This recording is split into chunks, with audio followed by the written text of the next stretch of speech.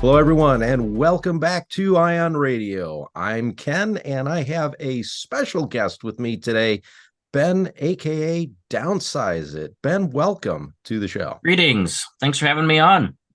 So, as usual, this is one of our Ken talks to one of the other folks here in an interview format. So, John, of course, is probably out working, finding new ways of making fleets to just decimate anything I bring to the table.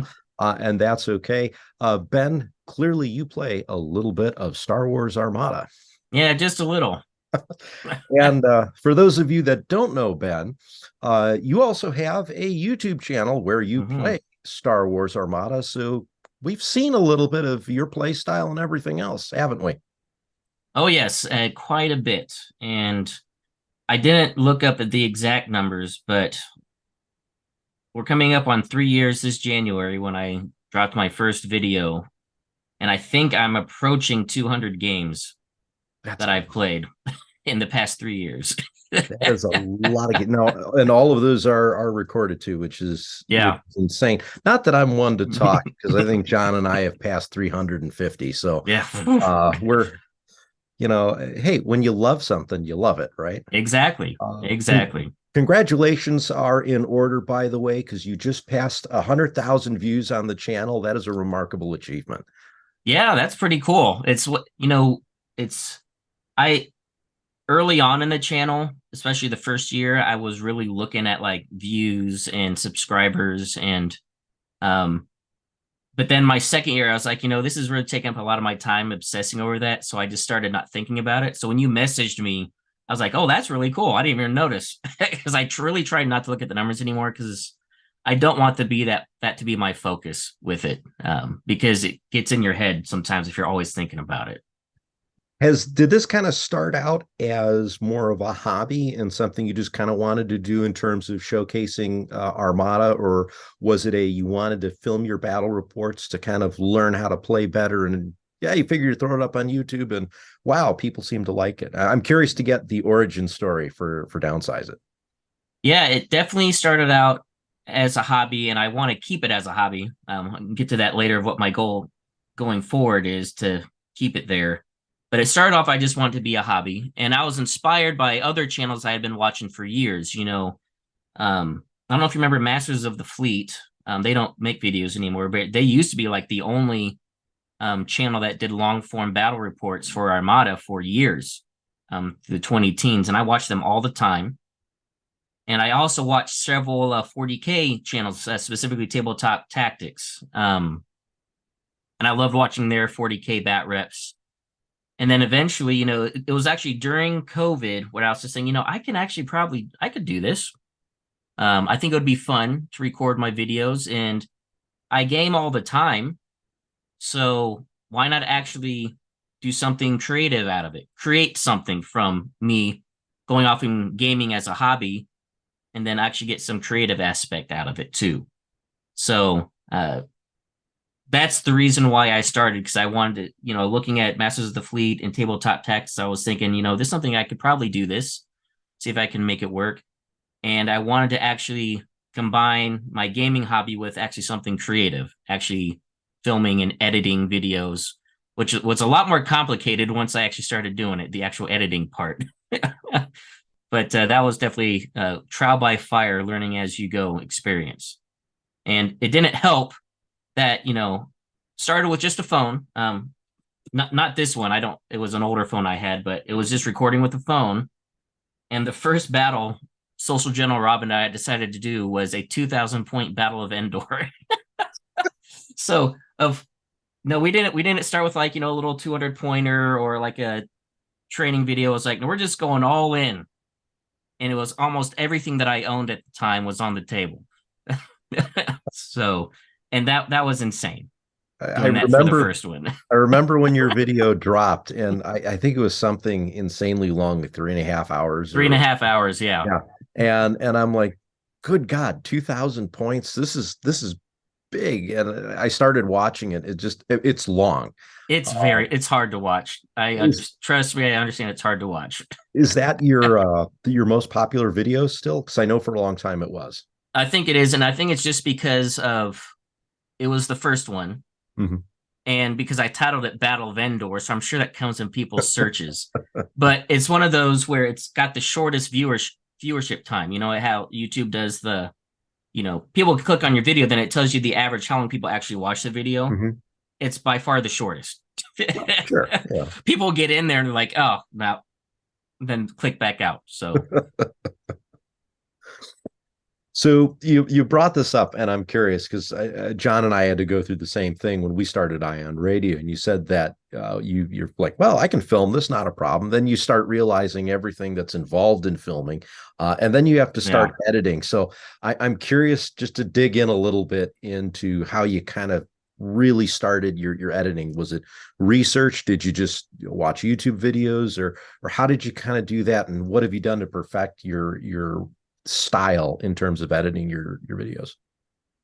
So it really was me just basically like pressing buttons on the keyboard and figuring it out as I went. I was looking for because I have a Windows computer. I don't like apples. I know people love apples, and uh, the Apple interface for editing. I just don't like them. I don't like their interface. So I'm a Windows guy. I've been a Windows guy since the 80s. But so I was like, what's a halfway decent, a video editing software? So I downloaded the trial version of Cyberlink and to edit the first one, the Battle of Endor, and I had no idea what I was doing. It really was. I was just playing around and I had to restart so many times, reload because I messed something up or start over from scratch. That took me a long time to edit.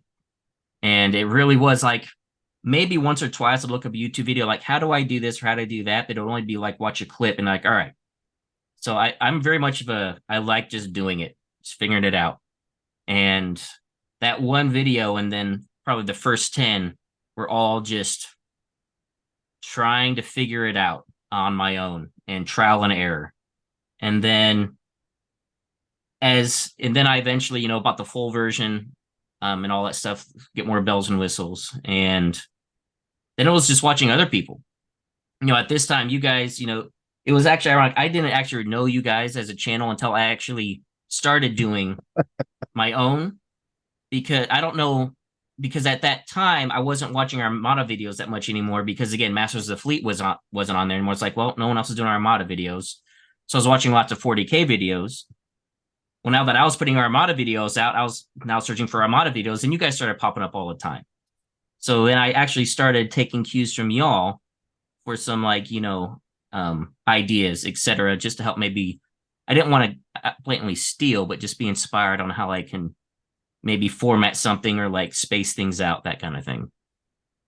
Well, I mean, from clearly people are watching your stuff, so everywhere you've managed to get some inspiration is definitely helping improve the content that you're providing with your battle reports. And you've got a small little team there, a little bit bigger than we have here, because you have Social General Rob, and then you've got another person I know that occasionally jumps on. Yeah, his name's Albert. He's the fourth person of our 4-person friend group that he's on very occasionally. He has much less free time than, especially now, but even whenever we were just gaming normally, he didn't have as much free time. But it's primarily Rob and then Buster when he can. And but as far as like our team, they're just there to play. I actually do all the work. Like I set up I do all the camera setups and everything and all the editing, mainly because it really is kind of it is my hobby and I just want to keep it as my hobby. And I'm just grateful that they're willing to let me put cameras on the table and make what should be like, maybe an hour and a half, 2-hour game turn into a 4-hour game because of all the editing requirements and move the camera, what you have to do to get the different angles. And that has got to be the weirdest part about filming Armada is that you can play the game in 90 minutes. But if you want to film it, you're pretty much taking twice as long to Oh do it yeah. exactly what you want to do. And that I don't think everyone realizes the amount of time and effort that goes into that, especially when we're doing it as a hobby. Uh, Yeah. so I And mean, and kudos. I will say I'm a little jealous of you guys because you actually have studio set up now where you actually have stuff already preset. I have to set up and break down every time because 95% of the time we film at Rob's place. Because it's that way he doesn't worry about trying to find transportation to get around. So I have to haul all my stuff there, set it all up. We then film, then break it all down, and then haul it back. So it would be nice to have like a permanent setup. We can just walk in, turn the cameras on, or let's go. But so there is more setup and breakdown time as well. But we just make it a whole day of it. Whenever Rob and I set up a day to film, it's just usually a Saturday or Sunday, and we just plan we're just going to be there the whole day. We don't try to rush it. We take our time. We break for lunch for about an hour and a half, and yeah, When you guys we. get together, do you usually try to film 2 or 3 episodes, or? No, it's usually just one Mhm. battle report. It usually when we film, it takes probably maybe 6 or 7 hours. Another part of that is largely with, and Rob's okay with me talking about this, but, with social dilemma, Rob, he can't move on his own. So I actually have to move everything. So that takes, just more time. And it's just one of those things where, that's just part of it. And it just adds more time to it. But that's what we've done as long as I've known Rob. I've known Rob, I think, 9, 10 years now. So it's nothing new to me. It just means it takes even longer with camera setup and camera moves. So that's why we just make it a day event. And the only time we ever film 2 videos if I want to do a quick podcast where we talks about something before we film the bat rep, get that done, and then we film the bat rep afterwards. Well, it's definitely clear from watching your stuff that you and Rob are very good friends, and definitely Mm-hmm. have a lot of fun doing this. That's one of the things I absolutely love to see on any channel, but definitely with yours, is because you definitely have a good set of friends that you can do this with, which I know from my experience, it makes it that much more enjoyable just in general to do. Yes, absolutely. And Buster, Rob, and we've been friends for about the same time because we all met around the same time when I first moved to Fayetteville, Arkansas. 2 weeks after that, a local game store that doesn't exist anymore. They held a Wednesday game day thing where people would show up and just teach people games or just hang out. And I walked in because I was trying to find some sort of gaming community around here. And little I know, it's actually a fantastic gaming community in Northwest Arkansas. And Buster was there demoing BattleTech. And I saw it. I was like, BattleTech, I love BattleTech. That's my favorite game. And he's like, you know BattleTech? It's like, yeah. So he's like, you didn't have to teach me to play. We could just sit down and play a real game. And then I think it was like the week after that, Rob showed up to one of them and saw BattleTech. I love BattleTech. So that's how we all met each other, was playing BattleTech. And that you could say that's for the three of us. We love Armada, but our bread and butter, our soul is in BattleTech. We love playing BattleTech. That's our first love when it comes to gaming. So I have to ask, since you are a BattleTech player, favorite mech?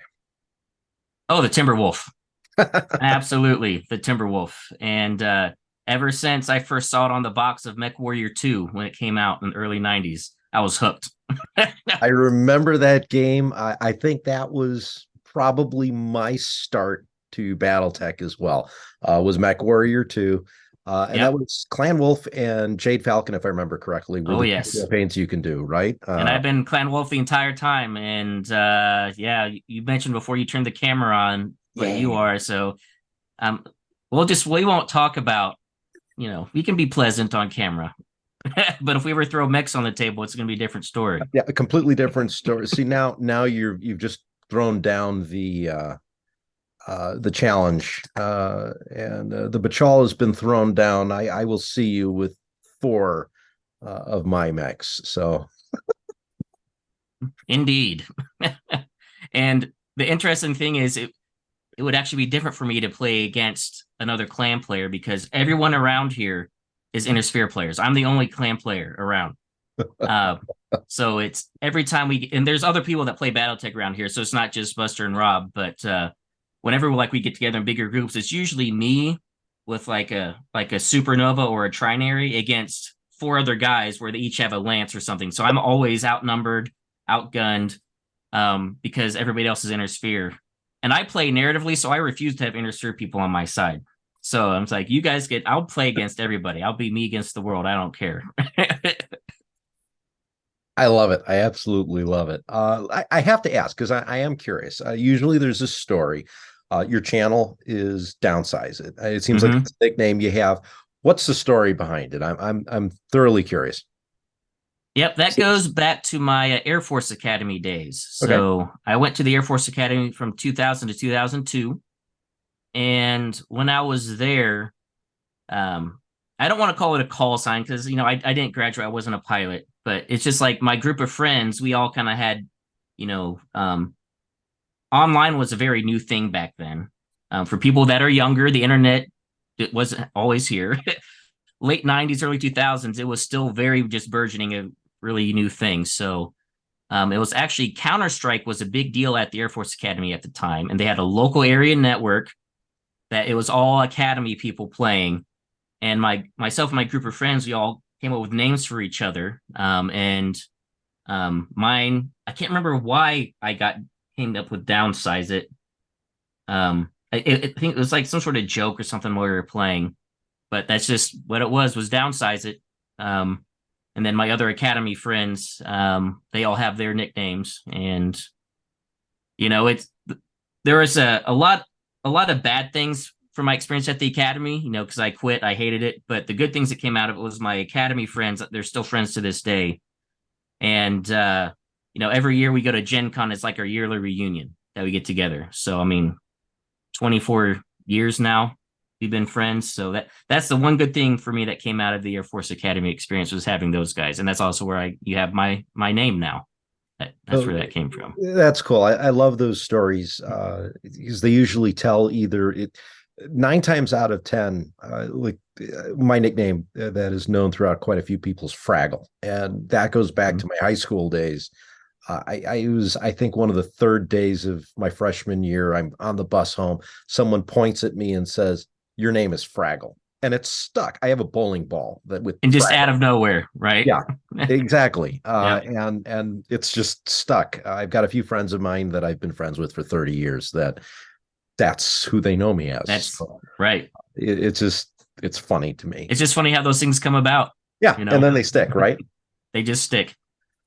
So we talked about this a little bit off camera, but I'd like to dig into this a little bit more. You mentioned that you really started getting into Star Wars Armada in 2017, but you'd been Hmm. liking, or you really enjoyed either the game or you started picking it up when it first came out. So I've got two questions that I'm going to run off of that.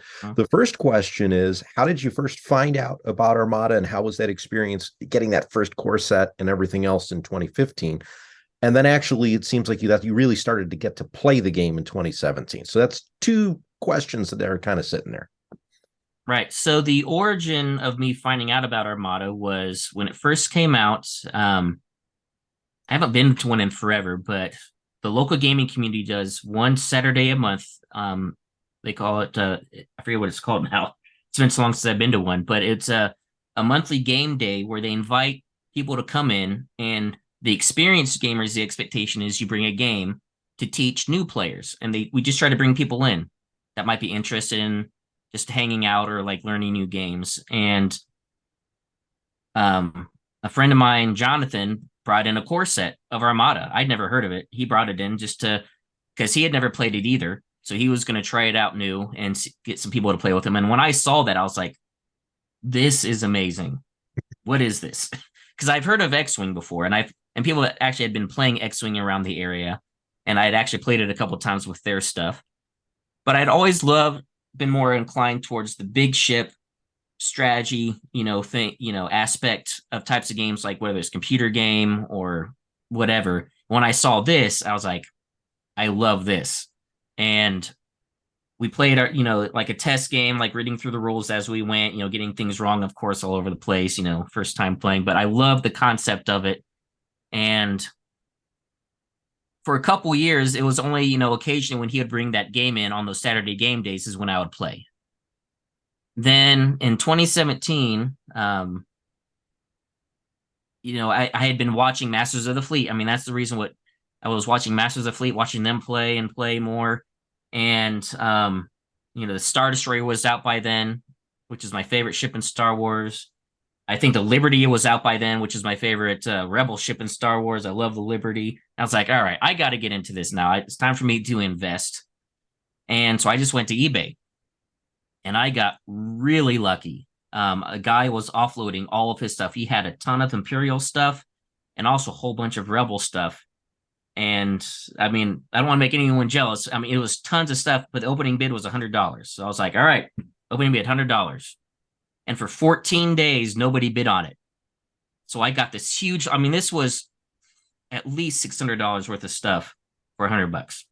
Wow. Used, but I didn't care. I was like, yes, please. So I got super lucky getting into the game, finding that on eBay. And then from there, I started getting, that's when I got Rob and Buster into it. We just started setting up our own gaming sessions and they would just play with my stuff. Like they didn't actually start investing into their own things until a couple of years later when they realized we were going to be playing more and they actually really liked it. But for about a year and a half, 2 years, we would just get together and play with my stuff because I had so much, enough to wield multiple fleets on both sides. And we loved it when Curling Conflict came out. We played that a couple of times, that campaign, because we love doing narrative play. That's what we love playing the most. And then when Rebellion in the Rim came out, we loved that even more and played several campaigns of that. So that's how it got started, was just a friend of mine to one of our local Saturday monthly, gaming showcase days, saw it. And then it was through YouTube channels doing battle reports, one of the earlier ones. And I was like, I'm finally going to invest, and then getting lucky on eBay. That's how I got into it. That is amazing. I love these stories, really showcasing, again, it's a chance encounter with someone at a game store. This looks cool, but it also highlights, in my opinion, how much table presence Star Wars Armada really has. Oh, huge table presence. Yeah. And and I'm just going to go back to us when we played a year ago at Gen Con. We had those ships out. Yeah. We were trying to do a little battle report. We couldn't get through the game because people kept coming up saying, whoa, look at that Star Destroyer. Look, those are, is that a Moncal? People were just like, that's cool. The models look so good on the table. Mm-hmm. People were just walking by asking questions. They'd never heard of the game and just seeing it, And that was, I think, day two. We both didn't make the cut. Right. So we decided just to have a pickup game, a few tables away from the guys that were still playing. And yeah, it was just really interesting how many people came up and asked us about the game while we were playing. Yeah. And as I recall, I know I had a lot of fun doing it. You actually were able to put together a whole kind of like a post after action report on it. I really enjoyed that game. That came a lot closer than I thought it was. It was so close. It was, I mean, just trying to remember. You had me on the ropes. You were going to win because the only thing left alive was my Quasar and a couple squads. And I just got lucky that you whiffed on the Quasar and I was able to send some squads over to get some, I think we're doing superior physicians or something, and get some victory tokens to put me over the top. It was like, but like if you wouldn't have whiffed on the Quasar, you would have tabled me. Like the Quasar only had like one health left. Right. It was. Like, it should have died. I mean, it took a broadside from an MC-30, and it was. But yeah, that was a really fun game. Did I draw structural damage in that game? I think I did. Oh yeah, you did. You drew a structural, and you also kept rerolling your black dice into hit crits. I couldn't believe it. You were taking hits on black dice. I never do that. If I get a hit on black dice, I'm leaving it. But you were re-rolling them and rolling the hit crits. Like, what is this? This doesn't make any sense. What's going on? I am 90% positive my dice luck has gone away because I tried doing the same thing and now they all become blanks. So I see. Clearly, the law of averages does happen. It just may take 4 or 5 years. It just might take a while. Yeah, it just might. It will come around though. It always comes around. So we know you're an Imperial player. Mm-hmm. And that's evidenced not only by what you play. We know that Thrawn is probably one of your favorite commanders, and you take a look at your logo. It is the Chimera. Yep. So what about Thrawn? Really, kind of is what draws you to using him as a commander. Yeah, I've loved Grand Admiral Thrawn ever since the 90s and Heir to the Empire. I didn't actually read Heir to the Empire when it first came out. It was late 90s when I was finally introduced to that series, and I loved him right away. Ever since I can remember, even as a kid, I was always fascinated by military history. I liked reading about, old generals, their autobiographies, and military strategy. And when I was in college, history was my focus or my major, but my focus was on ancient Rome and their strategy and their military tactics. And that just expanded. Just I love military tactics and strategy. Sun Tzu, know your enemy, the art of war. I'm studying that in college. And Grand Admiral Thrawn is that perfected. No commander in real life is perfect because nobody's perfect. But Thrawn was the embodiment of what if someone took the art of war and actually did it for real perfectly. And that's Thrawn. And that's what drew me to him, is that he's 10 steps ahead of his opponent. He studies them, you hear it, you have to know their history, their art, their culture, their combat tactics, of course, but he gets into the nitty-gritty, so he knows exactly what they're going to do before they even know they're going to do it. And that's why he's always ahead of every opponent he ever faces. And that's what drew me to Thrawn, was just the purest form of basically the art of war embodied in a character. And that's why I like him. That's pretty neat. So it's clearly a long-term love affair with the Oh, yes. concept of perfection of the perfect military commander. And you clearly fly him well, as evident. Now, were you flying Thrawn at Warzone? I was. Yep. And it's, man, that was for those that want to see like the slow roll breakdown. I've actually been releasing my battles slowly over the weeks. I just dropped the last one today. Mm-hmm. It's 8 bat reps. I know it's a while, but you can see if early on, I mean, I got the crap kicked out of me early on. My 2 practice games, my first 2 games of day 1. I mean, it was a slaughterhouse, but part of when failure is the best teacher. But the important part is when you fail, then is to actually learn from it and don't make the same mistakes, to actually learn from the failure. And the 4 games that I lost really hard, the first 4, I kept making different mistakes. But then I was able to then, figure out my fleet, figure out what I was doing wrong, adjust the strategies when I saw fleets across from me that were just kind of oppressive and like, man, I don't think I can win this. How can I mitigate the loss? And I tend to handicap myself too when I build fleets because, again, I like doing things narrative. I can't build the jank fleets that people like to build. I can't do it. It bothers me when I put it into Ryan Kingston. And so I like building narrative fleets. And the fleet that I brought there, I love the Star Destroyer. So brought that. That's my command ship. I like having the dedicated carrier and then the support ship, structuring it like the U.S. Navy would structure a fleet. And then I'm always down, I like, swarms of stuff work, but it's like in real military tactics, you have combined arms. So my squads were different types of squads, like you might see in an actual squadron formation. You have your bombers, you have your multi-role, and you have your dedicated fighters. And now that doesn't work in the game all the time, hardly, because, when you're going up against jank, it's hard to beat jank when you're trying to be narrative. But I was just happy that I was actually to make my narrative fleet structured sort of like, what, a military fleet might look like, and actually was able to make it work. And it was very close too. I mean, the final score, it was a tie. I won on a tiebreaker for margin of victory. But it was one of those where over that weekend, getting my butt kicked, learning on the weaknesses of my fleet, how I can mitigate those weaknesses and maybe turn them into strengths. And eventually, into day 2, getting a good win, a good loss, and then a really good win is basically how it ended. So, and it was really interesting, how sometimes you're just going to lose. The important thing is make sure it's a good loss. Don't just get creamed. So, and it's important to recognize when you're like, I actually can't win this, but I can mitigate the loss. And that actually was key for, set me up for round 3 on day 2.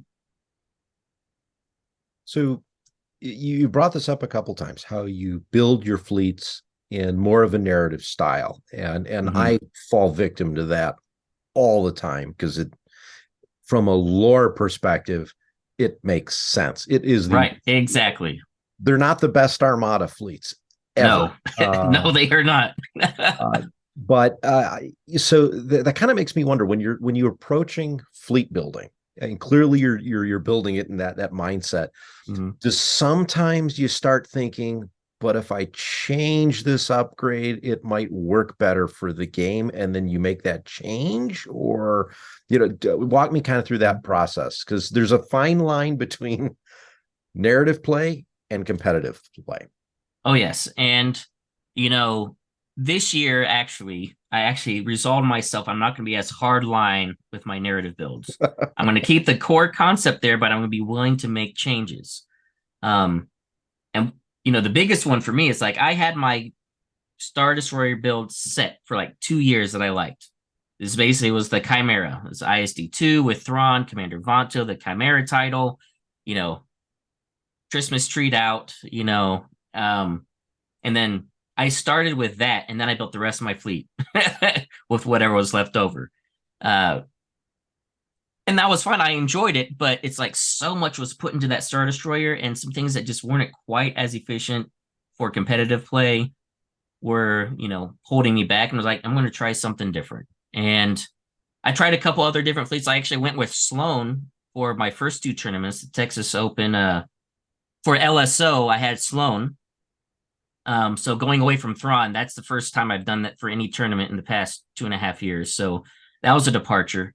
And structuring that fleet a little bit differently than I normally do. The big one was I actually put Sloan on the Corvus, which that drives me nuts. The commander should be on the big ship. Commander's always on the flagship. It shouldn't be on the little lifeboat. That's stupid. It's smart for competitive play, but it doesn't make sense for me. Anyway, I did that for LSO. But then I decided to go back to my narrative Thrawn fleets for Warzone. But I made some compromises with my ISD build. That was a big one. For the ISD build, I made some compromises to get more efficiencies. I put Price on there. Price is ridiculously good. Holy cow. And then another big, I took off the title Chimera.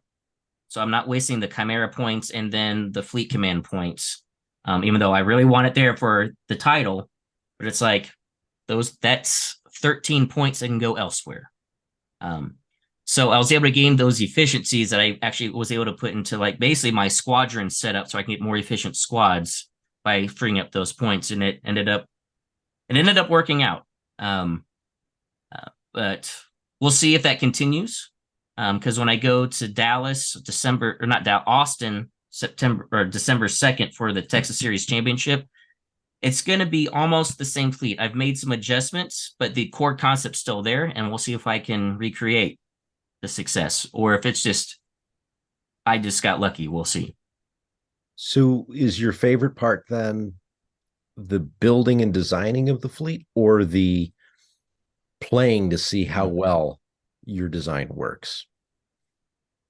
I would say it's equal because when I design a fleet, I also plan out the commands as I design the fleet. When I get to a table, I very rarely change what my plan for my commands are going to be unless I have to change. Like it'd be stupid not to change them. But most of the time, I have probably 85%, 90% of my commands planned as I build the fleet out. This is how it's going to go. But that's just strategy. Actually getting on the table and executing is part of it though, because you can theory craft all day long. You have to actually put it into practice too. So I like putting it into practice because then I can adjust. It's like, is my overall strategy flawed? Do I need to make an adjustment for the build? Or do I just need to rethink how I actually deploy my squadrons in my fleet and maneuver around the table? And it's not the build itself. So I would say it's equal. I like doing both pretty equally.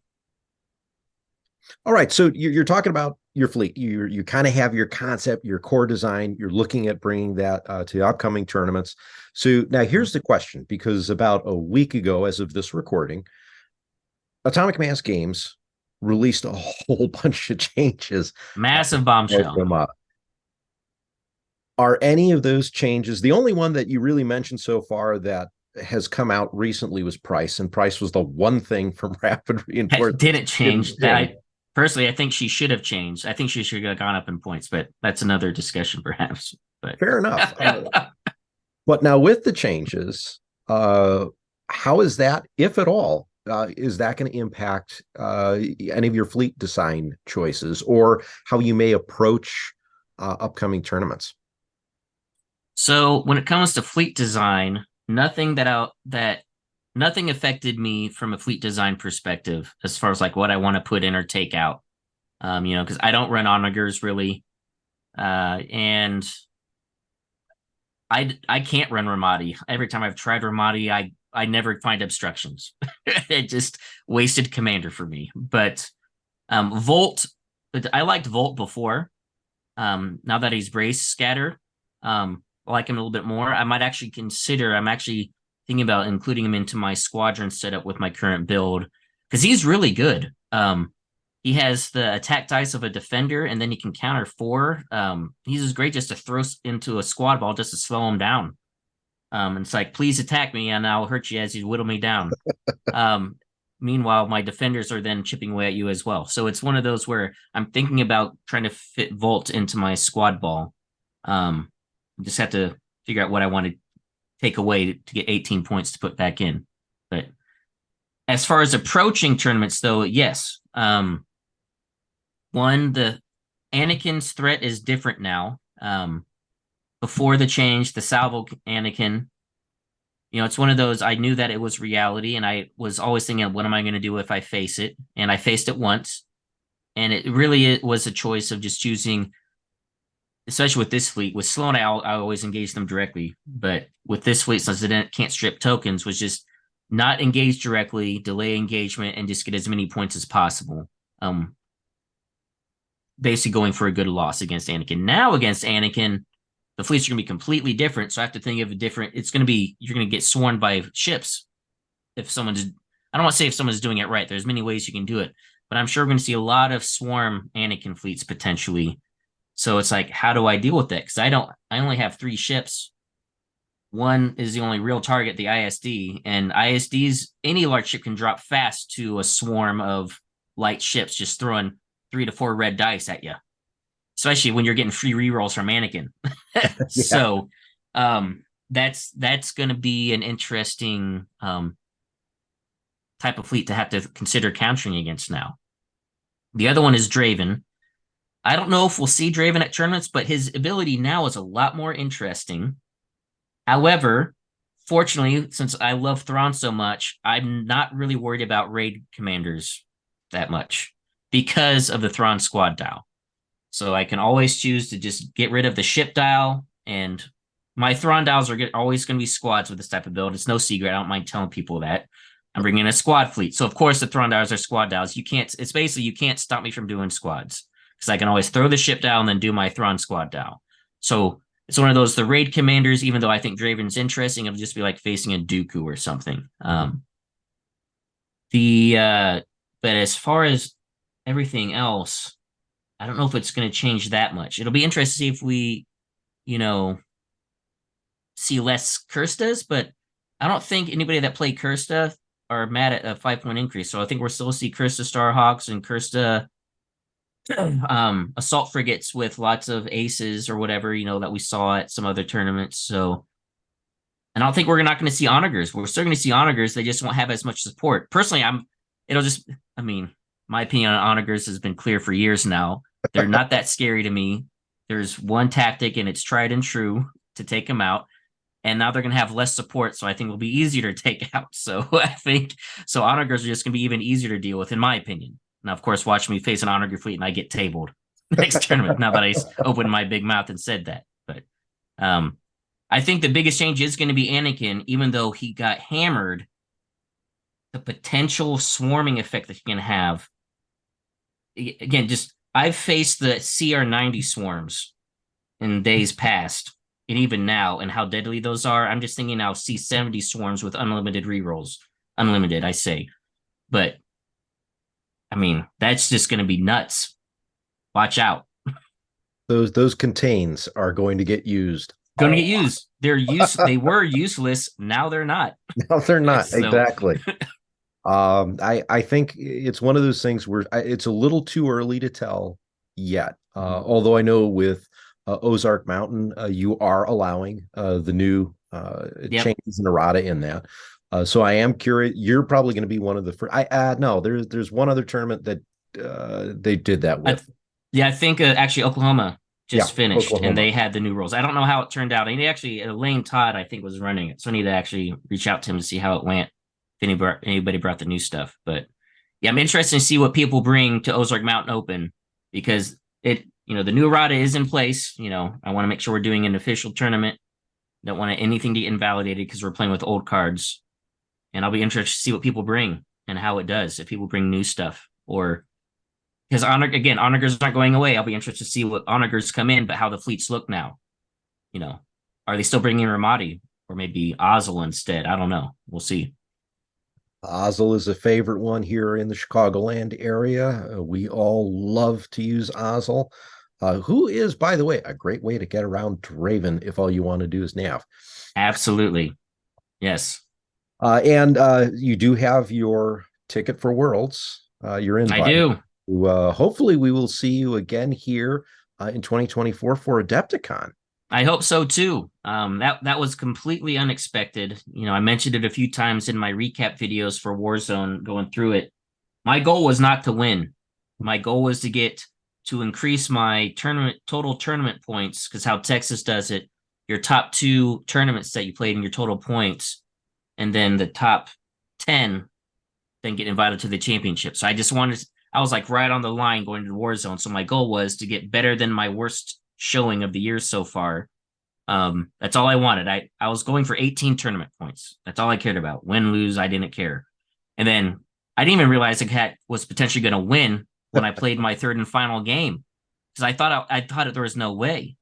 But then I started, I looked at my point total and I was looking at the other tables in front of me, how they were playing. I was like, man, if they all 6-5, I might actually pull this out.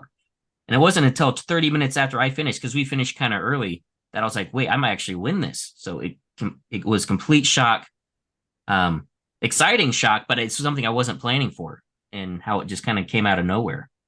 That's pretty cool. It's always fun when you win unexpectedly. Unexpected, yeah.